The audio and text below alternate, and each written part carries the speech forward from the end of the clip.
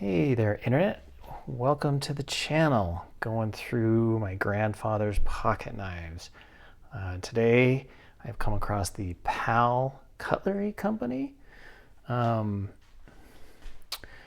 I'm going to do a little slightly different format here. Normally, when I'm showing off these pocket knives, I'll go through putting oil on them, cleaning them up a little bit, and as I talk about them, something like that. Today, I'm going to forego that cleanup process and just go right into the knives, and also I'm gonna just do them one at a time. I have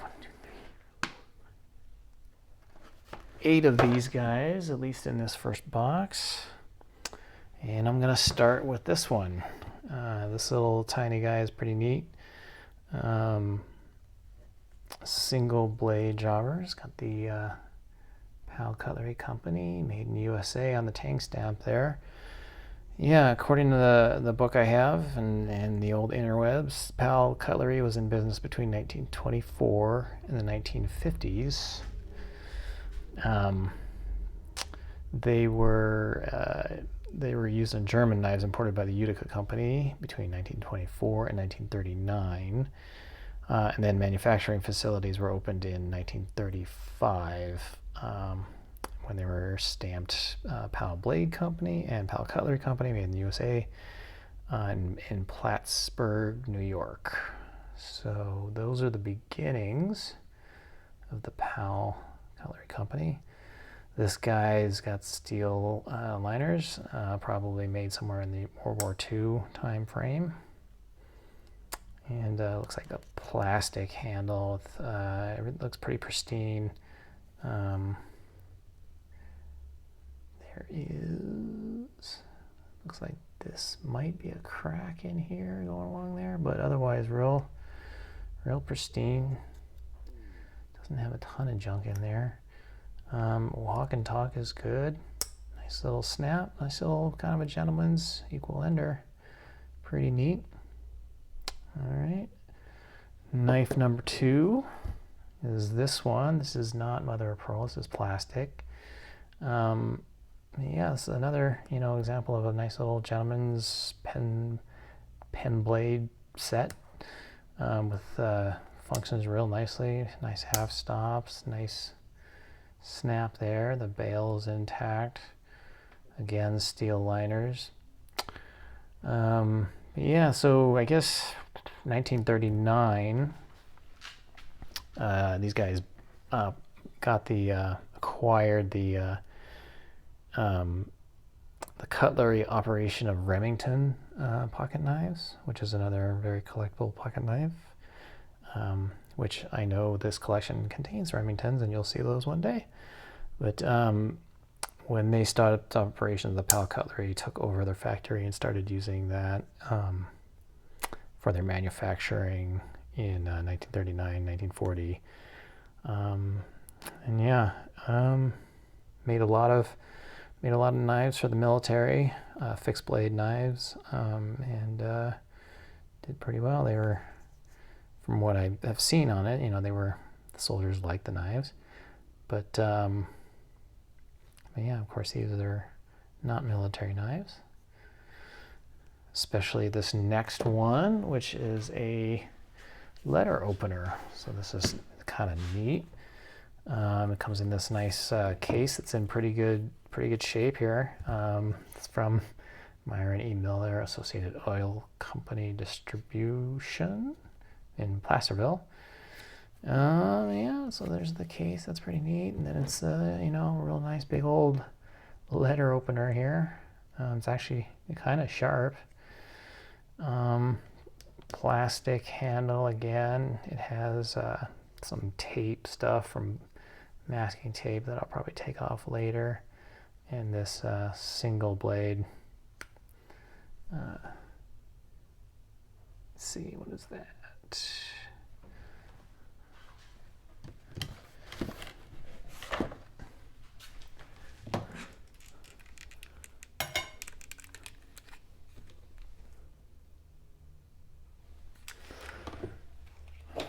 Excuse me.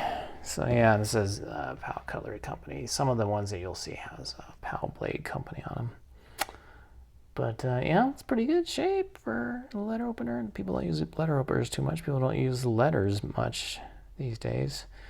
But still kind of a nice little piece of history. No half stops, but a pretty good pull, walk and talk. Really nice snap. It's a pretty handle. It's not mother of pearl, of course, but pretty. It's pretty. Yeah, kind of a interesting letter opener, probably from the 40s. Again, just judging on the missing brass in there. All right. I don't have any pocket knives with the, I guess, dual stampings between Remington and PAL, and I guess those are highly collectible. But I don't have any of those. But that is the last of the kind of the gentleman's knives, and now we're going to go on to the campers. All the rest of them are camper knives. This guy is pretty neat. This canoe camper, I guess. It's got this cool two-piece can opener here. All these knives work really well. From what I understand, PAL pocket knives are not, they're not as highly coveted as Camelus, or especially Cattaraugus and Case and all that, but they're pretty solid knives. That one pull isn't too great, but yeah, all these blades are real solid as far as not a lot of wear on them and stuff. Let's see what the snap is like. It sounds really nice. I like these knives. The steel liners here, so I'm guessing 1940s as usual. It's got this nice drop point, but it looks like the tip has come off somewhere. This one is PAL Blade Company, made in USA. From my research, it's hard. It doesn't really. These PAL Blade Company and PAL Cutlery companies were kind of interchangeable for a while, so you can't really use that to tell what era it comes from.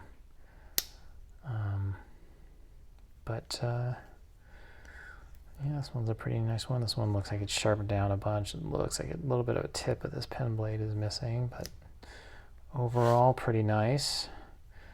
Looks like it's been worn down from coming in and out of somebody's pockets. The jigging on here is not the best, so it's gotten pretty flat.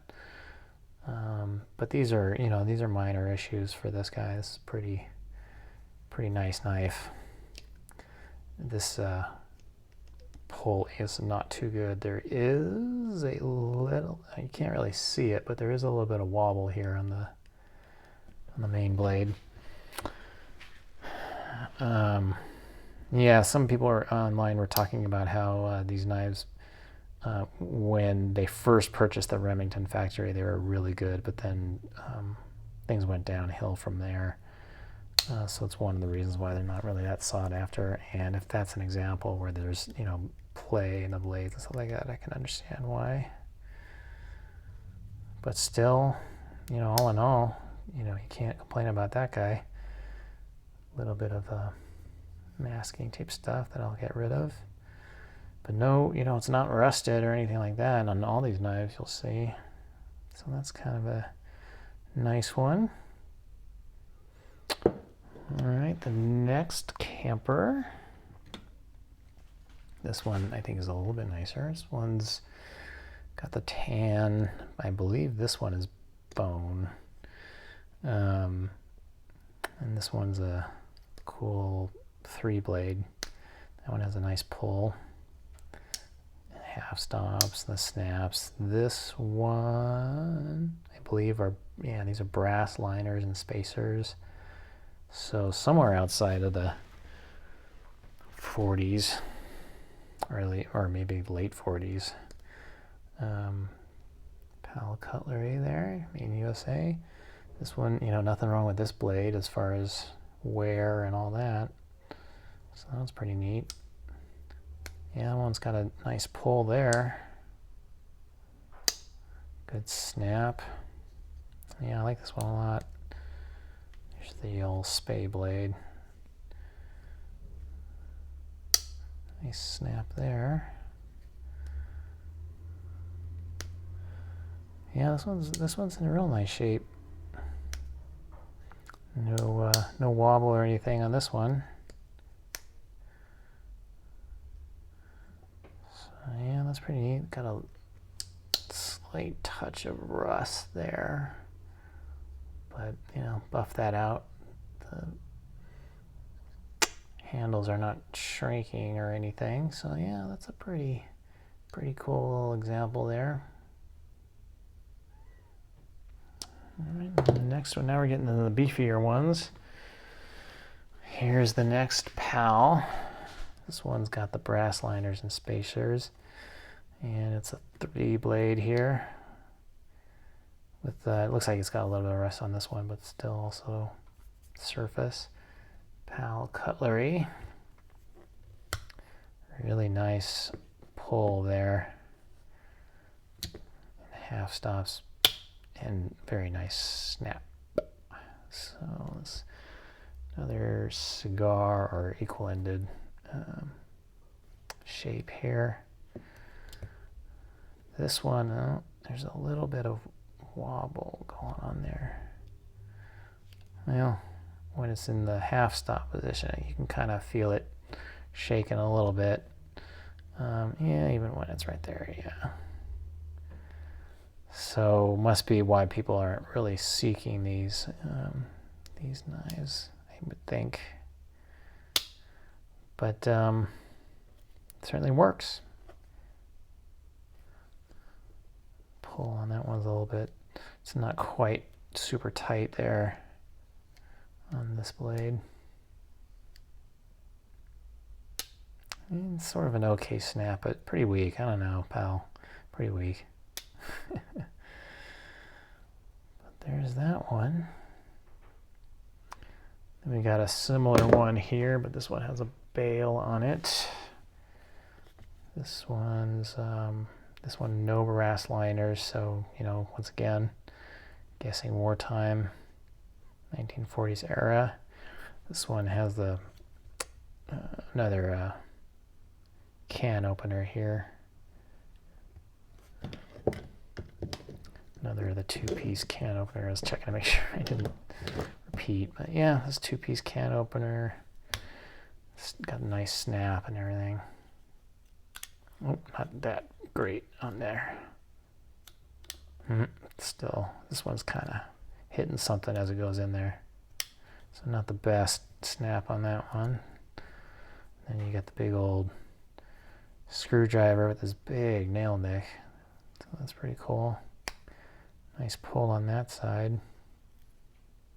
I like that snap on there. Let's see if that moved. Yeah, it seems to be hitting something in there. Then you got the main blade here. This one's PAL Blade Company. Some rust going on here. Oof, lots of rust going on there. So this one might be not great.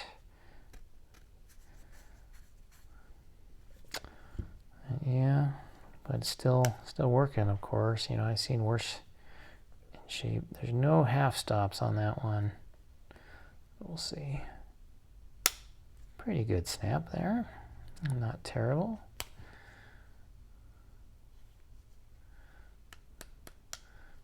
This doesn't feel like bone. Seems kind of loose there. And then you have your punch here. Maybe not.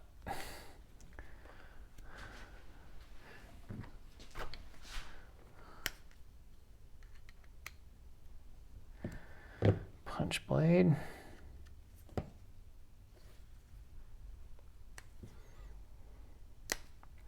Pretty good pull there, that's for sure. That's a really nice snap. It's just kind of hard to get up. As I open it and loosen it up, it's better. So that's pretty neat. This one will take some extra care to get it better, but still a pretty nice little item there. And then the last but not least is this camper, this little 3-blade camper. This one's pretty nice. It's got a lot of junk in there, but yeah, you know, it's not perfect. It has some issues, but it's pretty good. My grandfather had priced it at $3. This one has the distinction of there's a little wobble in there. The distinction of I've actually been able to locate this in this book that I have as far as the catalog, and I will show that to you. This is the book I have, and down here, this center guy certainly looks like the same thing here. So that is pretty neat. According to this guy, bone handled and worth $115. I don't know, you think I can get $115 out of that? But yeah, 3 blades, 1 master clip, 1 sheep's foot, 1 punch blade, all mirror finished. Not exactly mirror finished now, but nickel silver bolsters. So there's that.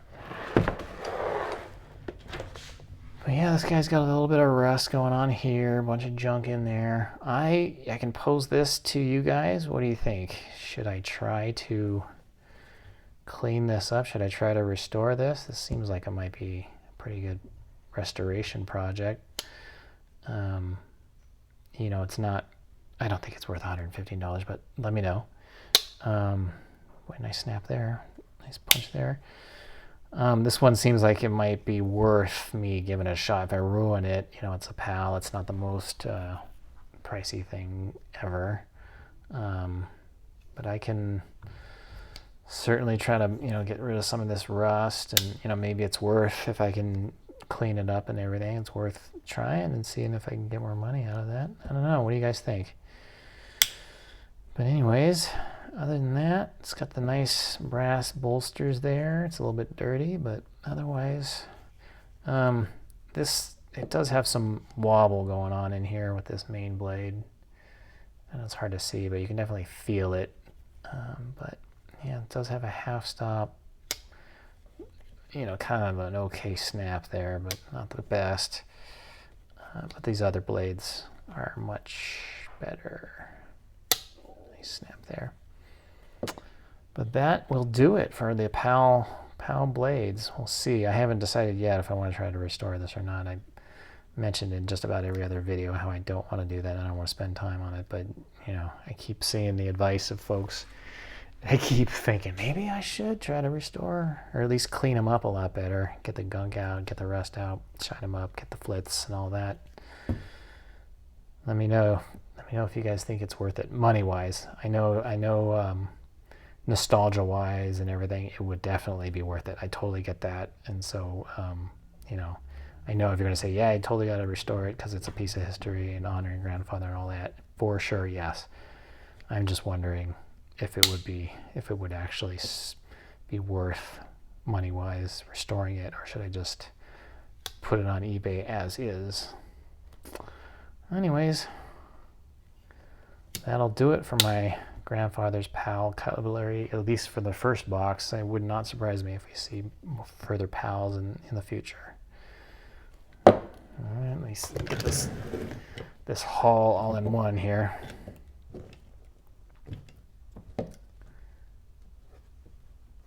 Okay, there you go. Thanks for visiting. Hope everybody's having a great day, and I will talk to you later.